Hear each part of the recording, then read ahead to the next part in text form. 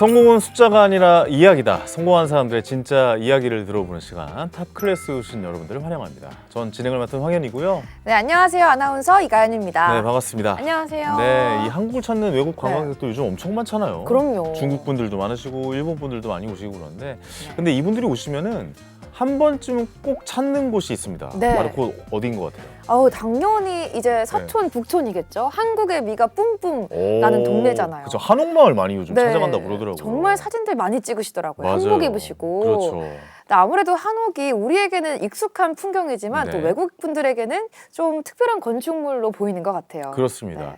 이 전 세계 유일 이 한국에서만 볼 수 있는 한옥. 이 한옥이 점점 사라져가고 있다고는 하지만 그래도 이 한옥의 가치를 지키고 또 현대의 삶 속에서도 이 살아 숨쉬게 만들기 위해서 노력하고 있는 분이 계시다고 합니다. 네. 자, 그래서 오늘은 한옥가 문화의 신종 대표님 모셔보고 한옥에 대한 이야기를 나눠볼까 합니다.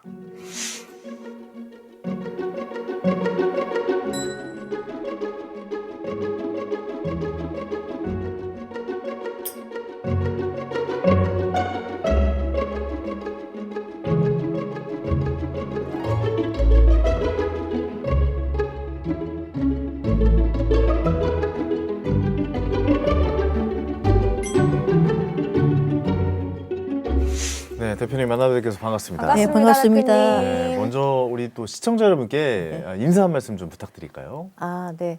저는 한옥과 문화라는 회사를 운영하고 있는 신지용이라고 합니다. 반갑습니다. 반갑습니다, 반갑습니다. 대표님. 네. 네, 우리 한옥에 대한 모든 걸 소개하는 기업이라고 보면 될 것 같은데 네. 한옥과 문화가 어떤 기업인지 한번 소개 부탁드려도 될까요? 저희가 한옥이라는 주제를 가지고 다양한 사업을 하는데요. 한옥을 기획해서 설계하고 그리고 시공하는 것까지 하고요. 그래서 컨설팅 사업을 합니다. 네. 그리고 이제 전문 인력 양성을 하는 게 원래는 목적 사업이었어요. 그래서 전문 인력 양성 사업을 한 몇 년 했었어요. 근데 이제 저희가 그거를 뒤로 하고 일반인을 향한 이제 다양한 프로그램을 운영하려고 지금 준비 중입니다. 그렇군요. 대표님께서 한옥 학교를 이제 개교하시면서 그 개교를 홍천과 인연을 네, 맺으신 네, 걸로 네. 알아요. 네, 맞습니다. 홍천이라는 곳을 한옥과 네. 연결시키는 뭔가 좀 계기가 있거나 이유가 있으신 건가요? 제가 이제 저희가 이제 가족들과 여러 선생님들의 지지를 받아서 이 회사를 시작하는데 네. 교육청에 가서 폐교 리스트를 받았어요. 폐교 리스트를 받아서 이제 막 다녔는데 한참 다니고 있는데 남편이 와서 그렇게 얘기를 하더라고요. 내가 고인돌 조사를 하러 한 학교를 갔는데 네. 그 학교가 비어 있던데? 라고 하더라고요. 그래서 이제 가보라 해서 가보니까 멀지도 않고 또 굉장히 따뜻한 느낌이었다고 해야 될까요? 그 학교 들어가는데. 네. 그래서 여기서 해야겠다라는 생각이 들었어요. 그래서 네. 이제 거기서 학교를 하게 됐습니다. 되게 묘한 인연이네요. 그러니까요. 네. 되게 그런 게 인연인가 봐요. 그래서 고인돌이 고인돌. 우리 부르지 않았을까라고 생각합니다. 그 고인돌은 한옥 더 이전이잖아요. 그죠. 네, 역사가 이어주는 듯한 느낌이 드네요. 고인돌이 또 홍천에 가셨을 때 어떠셨어요? 고인돌이 막 컴온 부르는 것 같았어요? 일단 저희는 고인돌이 불렀다라고 생각을 해요. 음. 왜냐하면 이제 저희 전통을 공부하는 사람들이잖아요. 그러니까 이제 저 녀석들이 들어오면 날 잘 모시지 않을까라고 생각하지 않았을까. 왜냐하면 저희는 지금도 그분이 그 땅의 진짜 주인이라고 생각을 하고 항상 이제 세시 풍속에 따라서 이제 뭐 여러 가지 그 행사 때 또 뭐 여러 고사도 드리고 뭐 여러 가지 합니다. 그래서 아마도 고인돌이 우리를 엄청 환영하지 않았을까라고 생각을 해요. 굉장히 의미가 멋진, 엄청 있네요. 예, 네. 멋진 말씀이세요. 고인돌이 이 땅의 주인이다. 네, 저는 지금도 그렇게 생각하고 있어요. 그래서 이분 그래 너희들쯤이면 나를 잘 관리할 수 있겠어. 그래서 그죠. 나를 불러준 것이다. 대표님을 또 불러준 것이다. 네네. 라고 고인돌의 생각하시는 픽. 대표님. 그러네요. 이 폐교를 한옥 교육 공간으로 바꾸는 과정이 이게 쉽지는 않았을 것 같아요. 왜냐하면 폐교는 워낙 또 외진 곳에 또 네, 요즘에 네, 있고 좀 뭔가 한옥으로 바꾼다는 것도 왜냐면 폐교라고 하면 우리가 그 학교면 떠오르는 그 모양 있잖아요. 그 아스팔트에 네모 반듯한 곳에 앞에 운동장이 넓게 펼쳐진 곳. 네, 그렇다 보니까 처음 학교를 만들 때 좀 어려운 점이 있으실 것 같은데 어떠셨습니까? 일단은 워낙 오래된 건축물이었어요. 그래서 그거를 다시 이제 사람들이 저희가 교육을 하는 공간으로 바꾸는 것 자체가 좀 혼란스럽긴 했어요. 그 전에 이제 임대했던 분들이 본인들의 목적에 맞게끔 막 쓰면서 여러 가지로 이제 현상이 변경돼 있는 상황이라 그걸 다시 잡는데 좀 힘이 들었고, 그리고 저희가 이제 한옥 교육을 하다 보니 교육으로 1년간 교육을 받고 그 하반기 정도에는 집을 한 채 짓는 과정이었어요. 그래서 이제 학교 내에 집 그 목수 정사도 생기고 정자도 생기고 기숙사도 생기고, 그리고 이제 그 저희가 실제로 작업하는 공장도 생기고 이러다 보니까 그 공간이 차근차근 만들어졌어요. 그럼 다 네. 한옥인 건가요? 거기 아니요, 내부가? 이제 지금 말씀드린 정자, 목수정사, 기숙사는 한옥이에요. 아, 이제 진짜요? 학생들이 직접 만든 지은, 거죠. 네, 지은 거죠. 의미가 교육을 있네요. 통해서. 그 공간에 뭐 이렇게 나무를 잘라고 뭐 다듬고 이런 공장 개념의 네네네. 역할을 하는 것도 있고, 네네. 그 앞에 이제 직접 실습을 해서 네네. 한옥을 짓는 네네. 과정들, 네네. 그 다 한 곳에 네네. 그 학교 있는, 안에. 학교 네. 안에 있는 네. 시설들이겠네요. 그러면. 그렇죠. 네. 정말 이제, 소중한. 예, 거죠. 이제 좀 그림이 그려집니다. 네네.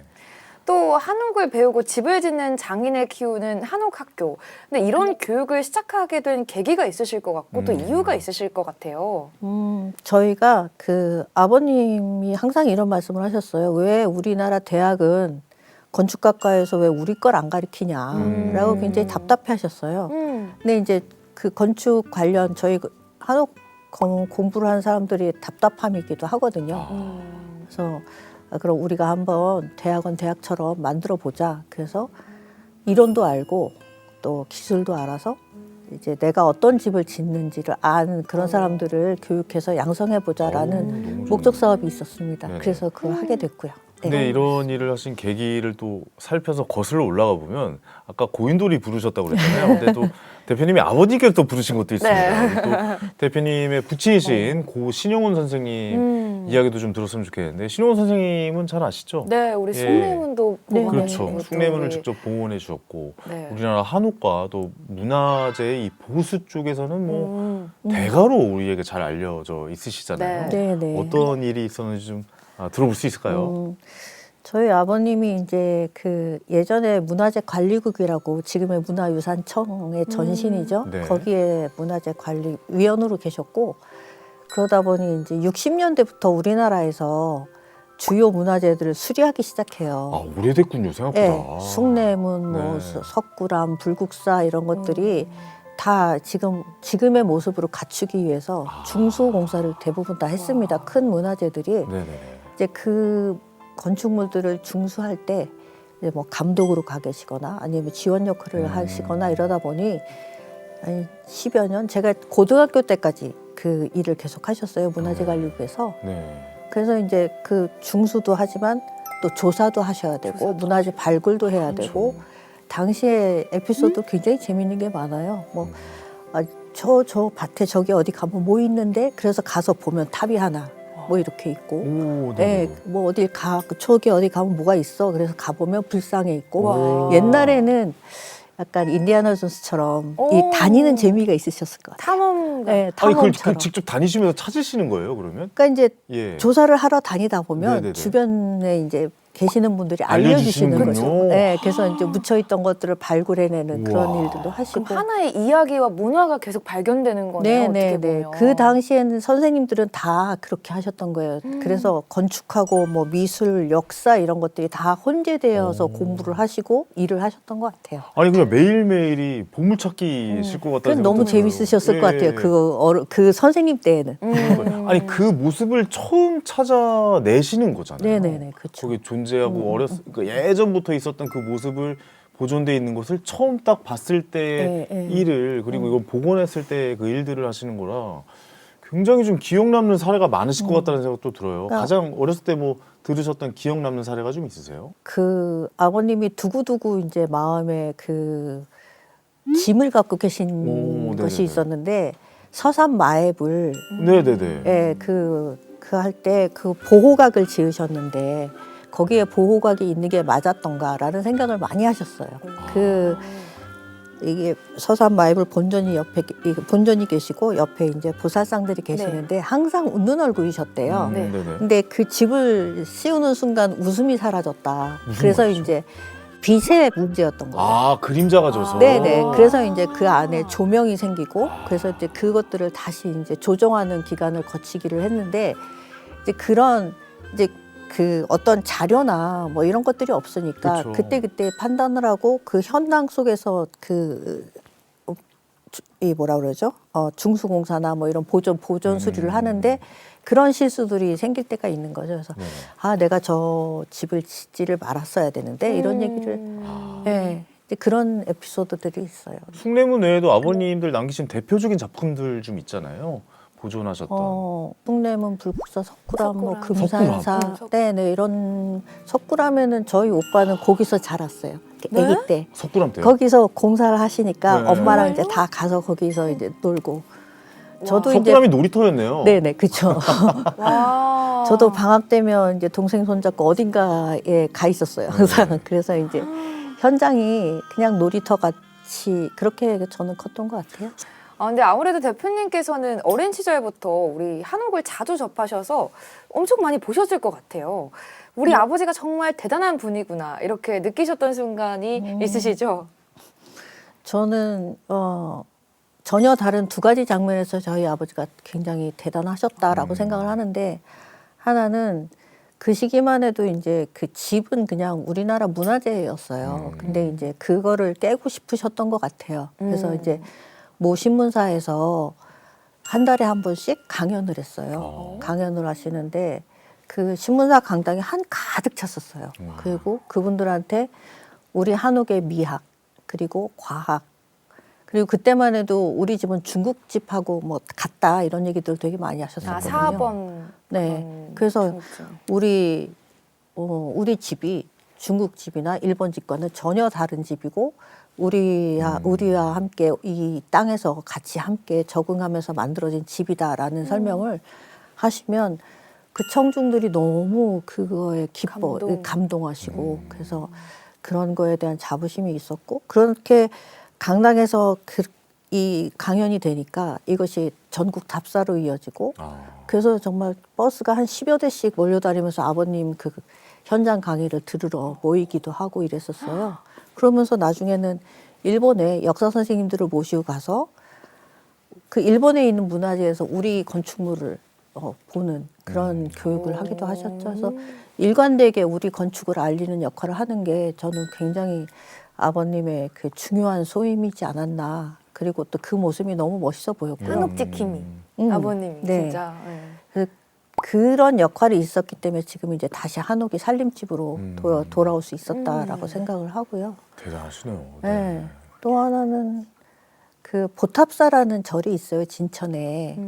이제 모든 집을 지을 때 항상 그렇게 하기는 하셨는데 진천에 있는 보탑사는 3층 목탑이에요. 3층 목탑을 이제 남아 있는 목탑이 없잖아요. 목탑은 보존이 힘들죠, 그죠. 사실. 예. 근데 이제 여기를 사람이 올라가는 이제 목탑을 3층 그러니까 법당을 만드신 거예요. 그래서 이거를 하기 위해서 굉장히 오랫동안 건축주, 뭐 설계하는 건축가 그리고 시공사 대표 이렇게 해서 계속 공부하시고 다니시면서 벤치마킹하시고 이러면서 이제 끝내 만들어내셨어요. 그 준공식 할 때 정말 저도 우리 아버지 참 대단하시다 했습니다.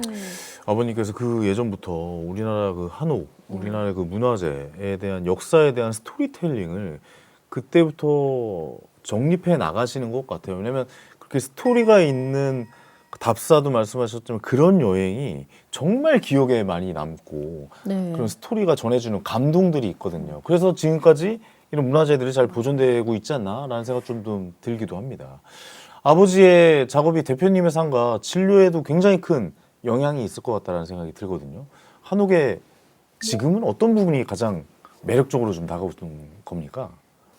한옥은 굉장히 편한 집이라는 생각을 항상 해요. 그러니까 자연과 공존하는. 자연과 함께 순응하고 자연을 충분히 활용하는 우리가 이 땅에서 살아오면서 발전한 집이기 때문에 그런 그 요소들이 굉장히 중요하다고 생각이 들고 저는 그래서 한옥이 항상 따뜻하다고 생각이 맞아요. 들어요. 아 그래요? 네, 아 네. 저는 어렸을 때 한옥에 살아서 그런지 모르겠지만 저는 할머니 할아버지 댁이 아직도 한옥이시고 진짜요? 예.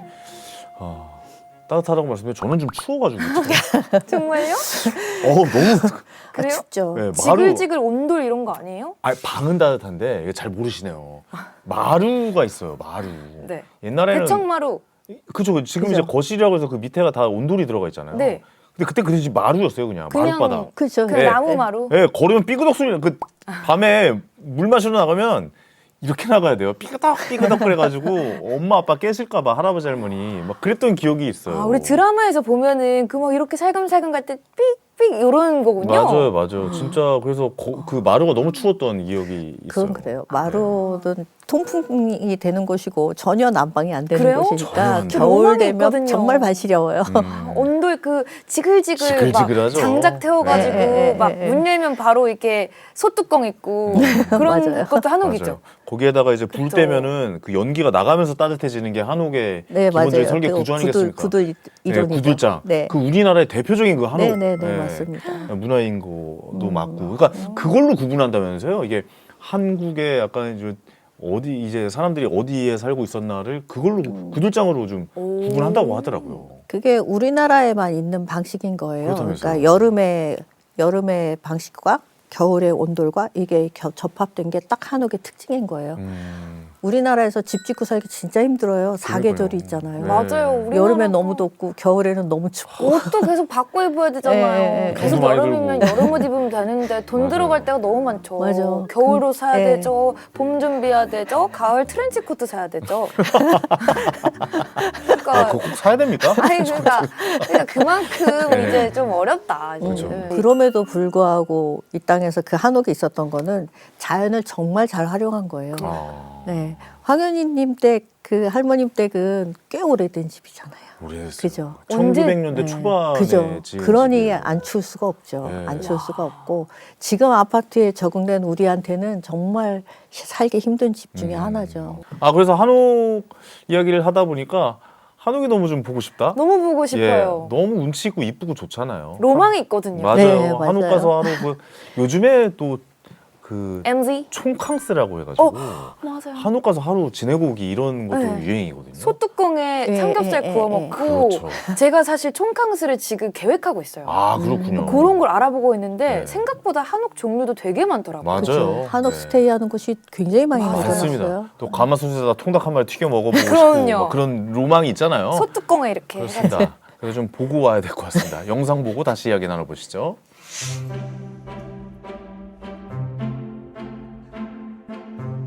저 마루. 저기서 고구마랑 옥식이 먹고 싶어요. 옥식이 아시죠? 옥수수. 강원도 예, 옥수수 예, 예, 예, 사투리.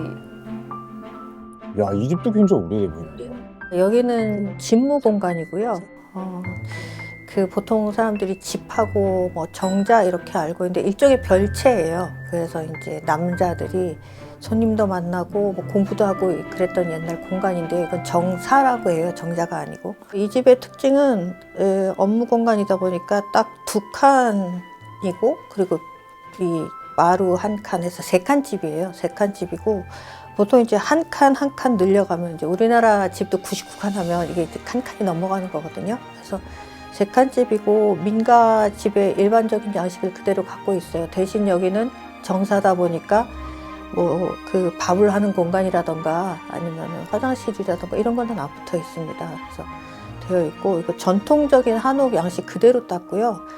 그리고 옛날에 한옥집 이러면은 이제 TV나 이런 데서 계속 이 단창들만 나오잖아요. 그래서 한옥은 되게 춥다 막 이렇게 말씀을 하시고 그 오래된 민가에서 주무시고 오셔서 굉장히 춥다 그러시는데 집이 200~300년이 됐는데 그 집이 지금 새로 지은 집처럼 아늑할 수는 없다고 생각이 들어요.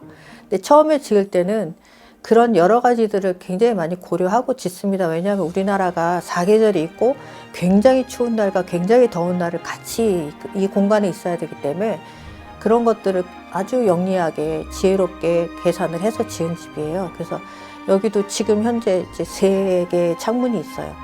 판문 있고 그리고 사창이 있고 또 이렇게 여닫이문이 있고 이렇거든요. 그래서 이제 이 바람이 들어가는 것들을 막아주는 그런 역할을 합니다. 그래서 지금은 아파트에서 살면서 너무나 따뜻한 공간이기 때문에 이런 공간이 춥지만 예전에 이 정도로 그 딱 지어 놓으면 바람도 막아주고 또 안 좋은 뭐 해가 뭐 너무 심하게 들이치는 것도 막아주고 굉장히 다양하게 사용할 수 있어요.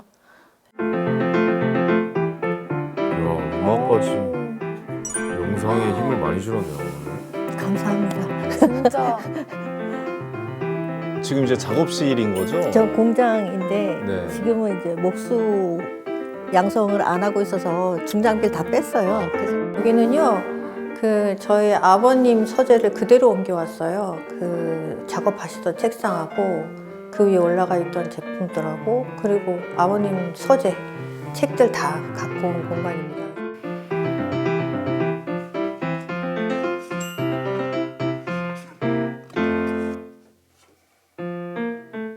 60년대 이후에 유물이라고 할 수 있는지 모르겠는데 지류예요. 도면이라던가 아니면 당시에 만들어졌던 그 회의 자료, 뭐 아니면 현장 기록물들 이런 것들이거든요. 그래서 살아있는 자료들이어서 그런 것들이 또 사라지고 나면 그 시대에 어떻게 이 집을 지었는지 어떻게 수리했는지를 알 수가 없기 때문에 물론 이제 당시에 숭례문 뭐라고 해야 되죠?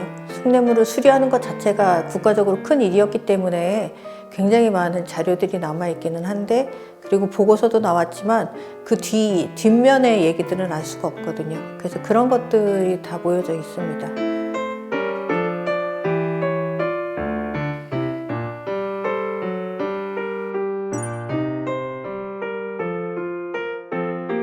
한옥 같은 경우에 그 지붕 같은 경우 특히나 자연과 함께 만들어지는 집이고 하늘이 내려주는 집이라고 저희가 얘기를 해요. 그러니까 어느 지역에 가면 그 뒷산하고 그 집의 지붕 모양이 똑같은 경우도 있어요. 그래서 자기가 살고 있는 그 곳에 산천을 담게 짓는 집이 우리 한옥이기도 하거든요. 그래서 특히나 지붕 같은 경우는 우리가 바람이 이 천마 밑에서 도는 거 그리고 태양빛이 들어오는 거 이런 걸 다 계산해서 만들어진 지붕이거든요. 천마고. 그래서 그 깊이와 길이 그리고 지붕의 모양은 좀 지켜졌으면 좋겠다고 생각이 들고 우리 한옥 지붕 같은 경우는 3차원의 곡선을 갖고 있어요. 그래서 저희가 지붕 곡선을 만들 때 그 목수들이 기와쟁이들이 이쪽 왼쪽과 오른쪽에 올라가서 끝에서 선을 늘어뜨려서 그 선에 맞춰서 처마와 지붕선을 만들어내는 거거든요. 그래서 하늘이 내린 선이고 3차원의 선이고 굉장히 복합적인 공간이라고 말씀드릴 수 있어요. 그래서 그런 것들은 좀 지켜줬으면 좋겠다라는 생각이 듭니다. 맞아, 한옥의 매력을 사실 한국 분들도 그렇지만 외국인 분들이 더 좋아하시는 경우도 많은 것 같아요. 아, 그렇습니다. 제 아는 외국인 친구가 미국에서 왔는데 아. 한옥이 너무 좋아서 북촌 한옥마을에 있는 한옥에서 살더라고요. 그래요? 그런 경우도 있더라고요. 아, 저기서 책 읽으면 참 진짜 책 잘 읽히겠다 이런 생각도 좀 들기도 하고요. 음. 네. 아까 잠깐 화면에서 봤는데 아버님이 그 한옥에 관련돼서 남기신 굉장히 좀 자료가 방대해 보이더라고요. 그런 기록들을 보존하시기도 쉽지 않으실 것 같아요. 맞아요. 어떠십니까? 쉽지 않은 작업인 것 같아요. 음. 제가 아버지한테 숙제를 많이 받았다 이런 얘기 되게 많이 하는데 일단 그 기록물들을 다 이렇게 그 정리하는 작업이 기본은 아버님이 다 해놓으셨어요. 그 자료 광해기도 하고 그리고 정리 광해기도 하셨어요. 그 본인이 공부하실 때 너무 자료가 없었기 때문에 그 자료의 소중함을 아셔서 뭘 하든 기록을 하시고 항상 정리하시고 이랬거든요. 그래서 슬라이드 하나하나에 뭐 지역 그리고 어느 공간에 어디 그리고 뭐 이건 왼쪽인지 오른쪽인지 뭐 이런 것까지 다 써놓으시면서 정리를 다 하셨어요. 그 많은 사진들과 네네. 슬라이드에. 그래서 그럴 만큼 이제 그거를 정리를 해놓으셨기 때문에 그거를 잘 분류하고 상하지 않게 하는 게 제 작업 중에 하나기도 하고 이거를 몇 년 동안 계속 이제 국토교통부의 지원을 받아서 계속 디지털화 하기는 했어요. 그래서 이걸 어떻게 하다 그러면 어떻게 해야 이거를 썩히지 않고 잘 돌려서 보이고 이걸 대중들한테 공개할 수 있을까라고 생각해 볼 때 디지털 박물관을 자료 박물관을 해야겠다라고 생각이 들어요. 그래서 원본이 가진 힘이 있거든요. 그럼요. 네, 그래서 그 원본들을 보러 와서 공부하고 이럴 수 있는 공간을 만드는 게 또 제가 해야 되는 일 중에 하나인 것 같아요. 대개는 좀 어떤 자료들인가요? 설계도가 좀 많은 편인가요? 어떻습니까? 도면이 몇백 점 있고요. 도면이 많군요. 네, 왜냐하면 예. 이제 60년대 그 숭례문부터 시작해서 수리를 하는 데 참여하셨다고 그랬잖아요. 그래서 그 당시는 그 전부 이 펜이나 연필로 다 그렇죠. 도면을 치던 예, 예. 시절이잖아요. 네네네. 그래서 그것들이 그대로 있고 또 당시에 뭐 회의록 그리고 공사 일지 뭐 이런 것들이 다 있어요. 그래서 그런 공문들이 있고 아까 말씀드린 것처럼 이렇게 조사 다니면서 만들어진 여러 가지 자료들 이런 것들이 다 있는데 이런 것들을 잘 보존해야 나중에 혹시 그 공사는 어떻게 했던가를 찾아봐야 할 때 찾아볼 수 있는 네. 그런 자료가 되겠죠. 처음 만들었을 때 설계도는 사실 거의 남아 있지 않잖아요. 그렇죠. 예, 근데 이제 그거를 어떻게 이제 수리를 하고 미래에 또 어떻게 전해지느냐에 대한 도면은 또 잘 보존된다면 더욱 더 의미가 있을 것 같다라는 생각이 좀 들기도 합니다. 네. 그래서 대표님이 한옥에 또 특히 관심이 많으신데 처음으로 한옥에 관심 갖기 시작한 시기는 언제셨습니까? 어렸을 때는 그냥 놀이터였고요. 그렇죠. 대학을 갔는데 사학과를 가게 됐어요. 로맨틱하시다. 저는 사실은 사학과는 안 가고 싶었어요. 재미있는 놀 수 있는 과를 가고 싶었는데 이제 네. 사학과를 가라. 이제 그래서 어쨌든 사학과를 갔는데 그러면서 들어가자마자 그때 당시에 미나케라는 학회를 운영하고 계셨어요. 네네. 전국을 같이 이제 그 문학의 인사들이나 뭐 이런 분들이 모여서 한 달에 한 번씩 답사를 다녔는데 네. 그때 답사 다니면서 우리 문화가 이런 거구나 그래서 그때부터 이제 훅 빠지게 된 것 같아요. 맞아요. 네. 그 답사가 주는 의미가 예. 대단하죠. 그 사람의 마음을 움직이잖아요. 진짜요? 네. 맞아요. 그 답사를 많이 가면 좋을 것 같아요. 이게 가봐야겠어요. 또 청년분들이나 네. 이런 분들은 네. 답사 같은 거 있으시면은 꼭 한번 가셨으면 네. 좋겠고 그때가 그러면 몇 년도 정도 되시는 겁니까? 84년도에 제가 대학을 들어갔으니까 84년도 84. 그러니까 그때는 네. 솔직히 말씀드리면 한옥에 대한 관심이 전혀 없을 때예요. 전혀 없을 때고 그냥 우리 할머니 할아버지 사는 집이에요. 그죠. 그때는. 우리 문화에 대한 네. 관심이 없을 관심 때였어요. 없을 때예요. 근데 진짜요? 먹고 네. 살기가 더 중요할 때. 하긴 그때가 이제 88올림픽 전이었으니까 그쵸. 더 이제 네, 그렇겠네요. 네, 네, 네. 요즘은 북촌 이쪽에 가보니까 새롭게 지어진 한옥들이 정말 많더라고요. 맞아요. 카페, 뭐 레스토랑, 네, 네, 뭐 네. 와인바부터 시작해서 모든 게 다 한옥이더라고요. 네. 현대 문화와 기술과 네, 많이 네. 접목이 된 것이죠. 지금 예전에는 한옥이 그 액티브 하우스였어요. 그러니까 바람도 흡수하고 태양도 흡수하고 자연과 순응하면서 살았는데 지금은 거의 패시브 하우스예요. 그 창호, 그러니까 단열 기준을 맞춰야만 돼요. 이제 한옥도. 그래서 맞아요. 이제 추워요. 춥기는. 예전처럼 추워요. 예. 한지 뭐 이렇게 해서 문을 그쵸. 달거나 한지로 하면 이거는 이제 불가능해요. 그래서 그런 그 기밀성도 뛰어나지고 그러니까 현대 건축에서 차용할 수 있는 거는 다 차용을 해서 이제 한옥의 이제 그 형태를 구성을 하고 있죠.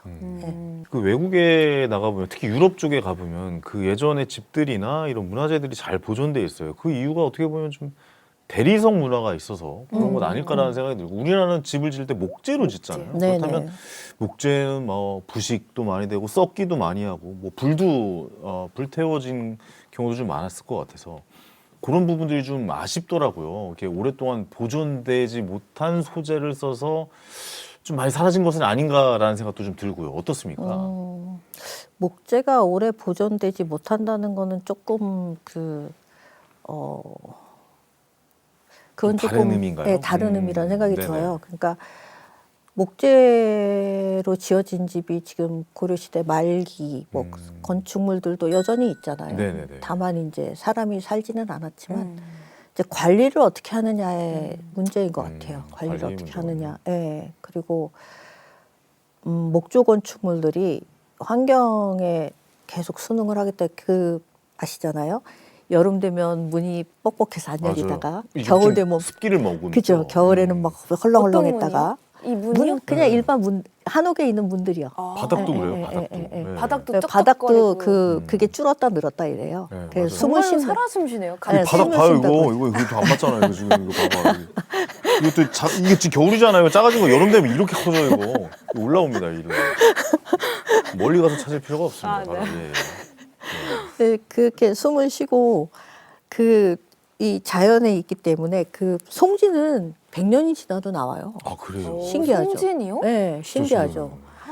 그게 정말 살아있네요. 예. 그래서 목재가 그 아주 약한 그런 건축 자재가 아니라는 말씀은 좀 드려보고 싶어요. 그렇군요. 네. 네.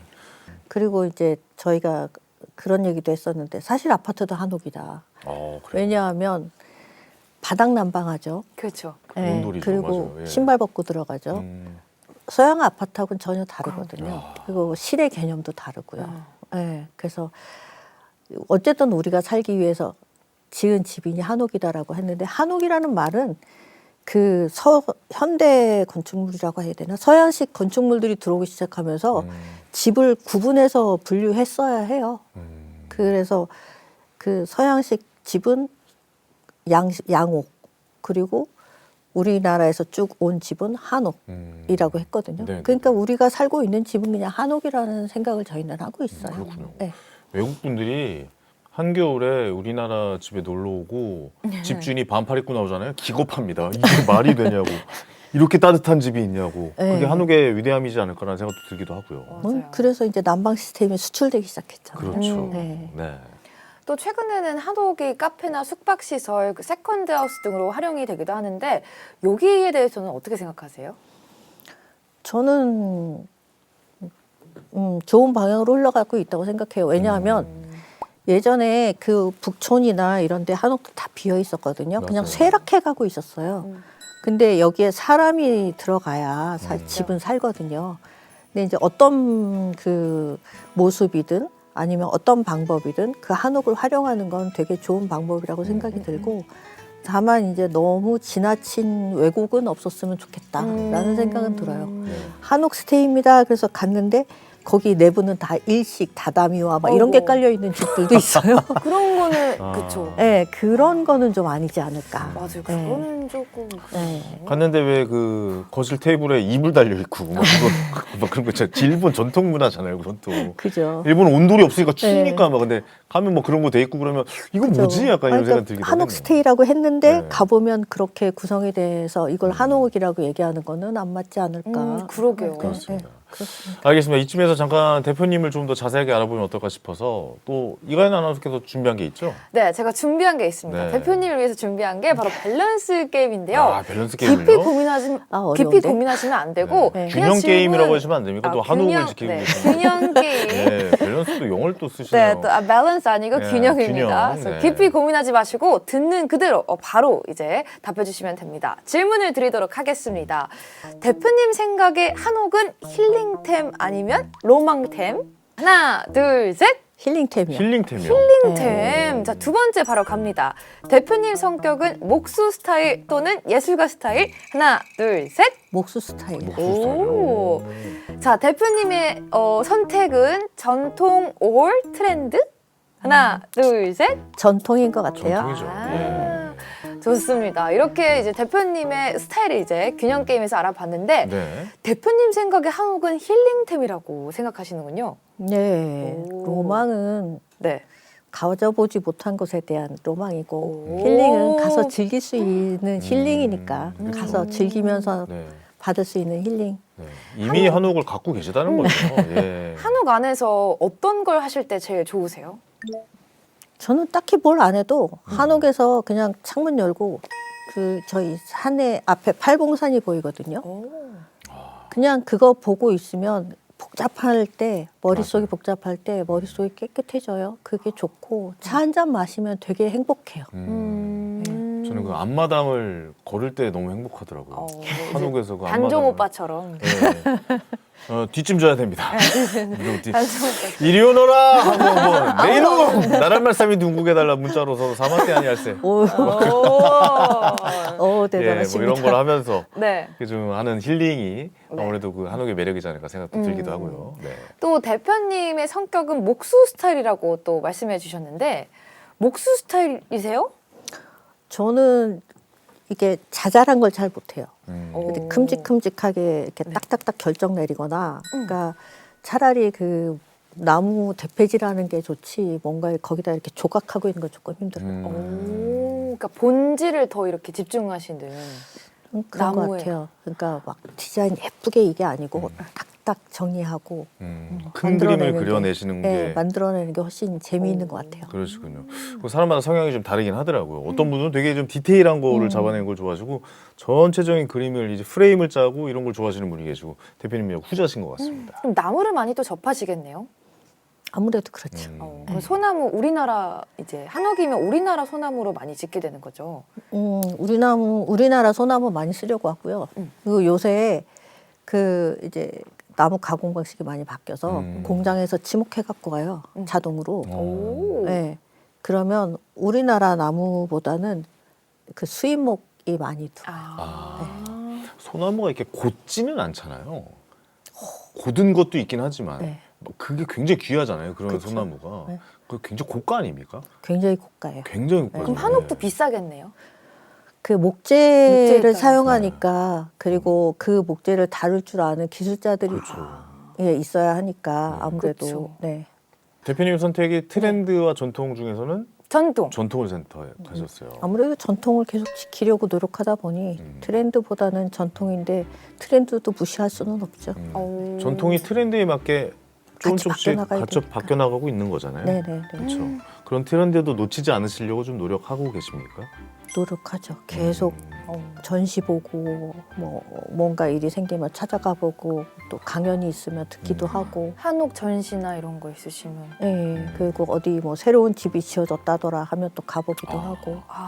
알겠습니다. 그 요즘에야 뭐 아파트가 전통적인 주거 형식보다는 확실히 대중화된 게 아파트고 많은 분들이 아파트에 살고 싶어 하는 것도 맞잖아요. 근데 사실 1980년대, 90년대 초반까지만 해도 아파트 살려고 하면 그 닭장 같은 데서 어떻게 사냐고 그랬어요. 그래서 맞아요. 그 분양, 그래서 시범단지들 있잖아요. 네네. 뭐 여의도 시범단지, 뭐 이촌동 시범단지 이런 데들 오. 거기 들어가서 못 산다고 했었어요. 그때 당시에는 어떻게 그런 데 들어가서 사냐. 근데 이제 요즘에 이제 한번 살아보고 나니까 너무 편리하고 뭐 그렇다 보니까 관리할 일도 별로 없어지고 그러니까 아파트를 많이 선호하긴 하는데 그렇다면 우리가 한번 생각해 볼 때 아파트를 한옥처럼 지는 것도 어떨까? 뭐 이런 생각도 좀 한번 이건 오. 제 이제 개인적인 생각인데요. 한옥 아파트? 라는 것도 멋질 것 같다라는 생각이 좀 들어요. 대표님 어떻게 생각하십니까? 저도 한번 해보고 싶은 작업이기도 한데 그 한 10여 년 전에 LH공사에서 한옥형 평면으로 설계를 하고 한옥형 아파트를 짓자라는 그 한번 제안을 한 적이 있었어요. 계획이 있었군요. 예. 그래서 그 아파트지만 실내가 한옥처럼 구획이 되고 한옥의 좋은 장점이 공간을 다용도로 활용할 수 있다는 거거든요. 이게 지금 아파트는 문을 탁탁탁 닫으면 그냥 끝이잖아요. 네네. 근데 이제 공간을 열었다 닫았다 하면서 그 공간을 합쳤다 분리했다 이렇게 할 수 있는 공간들이 생기고 하는 게 뭐 다양한 평면을 가지고 이제 시도를 했었어요. 네. 네, 근데 이제 그게 아무래도 단가 차이일까요? 현실적인 문제 중요하죠. 그게 그런 거. 이제 그렇죠. 네. 넘어오진 못한 것 같습니다. 자재비가 만만치 않은 여러 거라는 가지로. 생각이 들긴 해요. 예. 근데 그렇게 공간을 이게 문을 열었다 짓겠다면서 이렇게 넓게 쓰기도 하고 좁게 쓰기도 하고 뭐 그 말씀하시는 거잖아요. 그 문을 우리 예전에 이렇게 문 열어가지고 그죠? 두 방을 그것도 동시에 쓰기도 이렇게 하고 그랬잖아요. 들어 올리기도 하고. 들어올리기도 하고. 네. 그래서 그렇게 아파트 맞아요, 평면을 수리해서 인테리어해서 쓰시는 분도 굉장히 많으세요. 아가 네, 있는 애기 있는 집들은 너무 좋을 것 같아요. 그렇죠. 네. 지금은 또 우리 K컬처가 전 세계적인 관심을 받고 있는데 한옥의 세계화 가능성은 어떻게 보고 계신가요? 한옥이 어떻게 보면 레고처럼 지어지잖아요. 그게 모듈화가 가능하고 그래서 캐나다산 그 주택이 한참 우리나라에 들어왔었잖아요. 그것처럼 우리도 이게 모듈화되고 가서 바로 지을 수 있게 한다면 가능성이 있지 않을까라고 하는데 저희 아버님이 그 프랑스 파리에 이응로 화백이라고 고암 서방을 지은 적이 있으세요. 네네네. 근데 그 집을 지을 때 프랑스 건축법에 당연히 안 맞았겠죠. 그 돌 위에다가 그냥 나무 하나 뜩 세워가지고 집을 짓기 시작하고 나무끼리 이렇게 연결해서 하고 네. 이걸 어떻게 할 거냐. 설명이 안 되죠. 네, 예. 근데 이제 그 지진 실험이나 뭐 여러 가지 이제 역사성이나 이런 거를 다 우리 건축에 대한 거를 수치로 보여주고 당당히 이제 그 건축 허가를 받고 맞나요? 네네. 그래서 이제 그 세느강변 위에 있는 집을 파리에 지으셨어요. 있어요? 네, 파리에. 와. 그래서 그 집을 지을 때 건축학과 학생들, 교수님들 이런 분들이 굉장히 많이 보고 가셨대요. 저도 대체 이 집이 어떻게 지어지는 건가. 그래서 우리 집이 조금만 더 그 모듈화되고 그렇게 된다고 한다면 해외로 내보내는 게 크게 어려운 문제되지 않지 않을까라는 그쵸. 생각을 하고 있습니다. 우리나라 특유의 그 이음새가 있지 않습니까? 네. 그러니까 그 이게 나무끼리 연결되는 거 그거 굉장히 좀 신기하고 그죠, 그죠. 놀라더라고요. 네. 이음과 맞춤이라고 서로 딱딱딱 딱딱 맞추죠. 쌓아가니까 충분히 가능할 것 같아요. 또 대표님께서는 현재 한국여성경제인협회 강원지 회장도 맡고 계시잖아요. 네. 지역에서 활동하는 여성 기업인들이 어려움을 느끼는 부분들이 있을 것 같거든요. 음, 그래서 가장 크게 느끼는 어려움은 어떤 거예요? 아무래도 소규모 기업이 많고요. 뭐 크게 사업을 잘하고 계시는 분들도 있지만 대부분 이제 강원도 내 여성 기업들이 소규모예요. 그러다 보니까 이제 판로 개척이나 아니면 뭐 자금을 받는다거나 아니면 공공구매 입찰을 해서 그게 그 판매가 되거나 이런 것들이 좀 쉽지가 않아요. 네. 그래서 그런 것들을 기반을 좀 어떻게 잘 잡아서 도움을 드릴 수 있게 하려고 노력 중이고요. 그 분들이 이 창업하는 분들도 진짜 여성 기업으로 다시 이렇게 넘어올 수 있게 잘 넘어와서 기업이 운영될 수 있게 하는 게 저희가 해야 하는 일이기도 해요. 네. 어떻게 생각하세요? 협회장으로서 가장 힘을 싣고 싶은 이 정책이나 아니면 뭐 지원 분야나 발전 가능성에 대해서 이야기해 주실 수 있을까요? 그게 1999년에 여성기업 지원법이라는 게 제정이 됐어요. 그래서 아까 말씀드린 것처럼 공공구매나 이런 것들에 있어서 여성기업의 우대 정책이 있거든요. 근데 여러 가지 이유로 그게 실질적으로 실행이 되지를 못하고 있어요. 그래요? 네. 많은 지자체들에서 이제 하려고 노력은 하지만 저희가 피부로 와닿는 만큼의 그 혜택은 받지 못하고 있는 상황이에요. 그래서 그런 것들이 실질적으로 와닿게 그것이 시행될 수 있게 계속 홍보하고 저희가 이제 계속 찾아뵙고 노력하는 거 그게 이제 협회에서 하는 일 중에 하나고요. 그리고 판로 개척하고 또 수출을 준비하고 있는 회사들도 많고 또 이미 수출을 나가 있는 회사들도 많거든요. 근데 그런 것들이 원활하게 될 수 있게 후면에서 지원해 주는 것도 저희가 해야 하는 일 중에 하나죠. 알겠습니다. 이렇게 또 사회적인 어떤 지원과 도움을 주는 분야에까지 열심히 활동하고 계시는 이야기 오늘 잘 들어봤습니다. 네. 이가연 아나운서 어떻게 좀 도전해 보시죠? 또 많이 저도 좀 해도 될까요? 지원해 주실 것 그럼요. 같은데. 진짜요? 저는 꼭 해보도록 하겠습니다. 무슨 사업 하고 싶으신데요? 생각 저희 협회에 MC 하시는 분들도 있으세요. 오 진짜요? 그래요? 네, 이거는 저는 어떠세요? 엔터테인먼트 사업이시잖아요. 그쵸. 엔터테인먼트. 그쵸 엔도 네, 그쵸. 엔터도 저도 사업. 강원도 사람이어가지고 아, 네, 이거는 네. 뭐 강원도 사람 다 알잖아요. 너무 네. 많이 말해가지고 네. 알겠습니다. 어떤 사업을 또 계획하고 계실지 나중에 한번 이야기 들어보도록 하겠습니다. 자, 오늘 대표님에게 마지막으로 탑 클래스의 공식 질문 좀 드려보겠습니다. 신주용 대표님에게 있어서 한옥이란 무엇인지 한 말씀 해주실까요? 한옥은 제 삶인 것 같아요. 삶이다. 전체 인생을 관통하면서 거기서 한 번도 벗어난 적이 없어요. 와. 한옥에서 한 번도 벗어난 적이 없으십니까?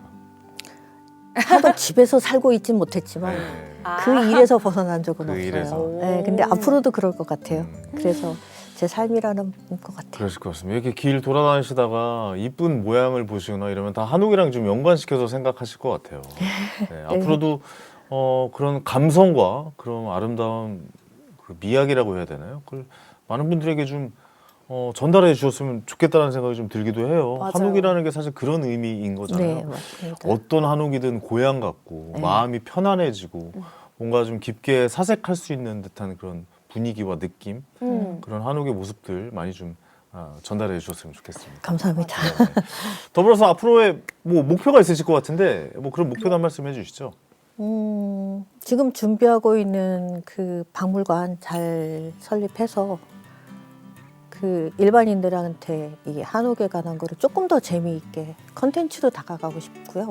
그리고 또 집 짓는 것도 포기할 수는 없어요. 그게 건축주하고 의논해서 집을 어떻게 안 질 것이며 집을 어떻게 지을 것이며를 의논해서 집을 딱 만들었을 때 그 기쁨이 예, 결과물로 뭐하고도 봤을 바꿀 수 없을 것 같아요. 도면으로 봤을 때와 실제로 봤을 예, 때의 그 예, 느낌 예.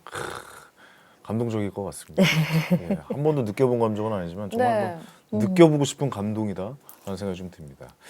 자, 오늘 이야기 들으면서 한옥이 뭐 단순히 그냥 전통 과거의 건축이 아니라 지금도 계속 진화하고 있는 우리들만의 집의 스토리다라는 네. 생각이 좀 든 하루였습니다. 사실 저는 한옥이 저한테는 로망이거든요. 음. 근데 이 로망이 조금 더 저의 이 생활에 조금 더 가까워졌으면 좋겠다라는 생각을 하고 있어요. 네. 그래서 매일 접할 수 있고 매일 내가 가는 네. 카페가 한옥이었으면 좋겠고 그런 생각을 하고 있습니다. 네, 한옥의 이야기를 꾸준히 이어가기 위해서 노력하고 계신 신종 대표님, 대표님이 계신 만큼 앞으로 한옥의 미래도 더욱더 기대가 된 하루였습니다. 오늘 함께해 주셔서 다시 한번 감사의 말씀드리겠습니다. 고맙습니다. 감사합니다. 감사합니다, 대표님. 감사합니다. 네. 자, 탑클래스 오늘 준비한 내용은 여기까지입니다. 네, 저희는 다음 이 시간에 또 다른 성공 스토리로 여러분들을 찾아뵙도록 하겠습니다. 시청해주신 여러분 감사합니다. 안녕.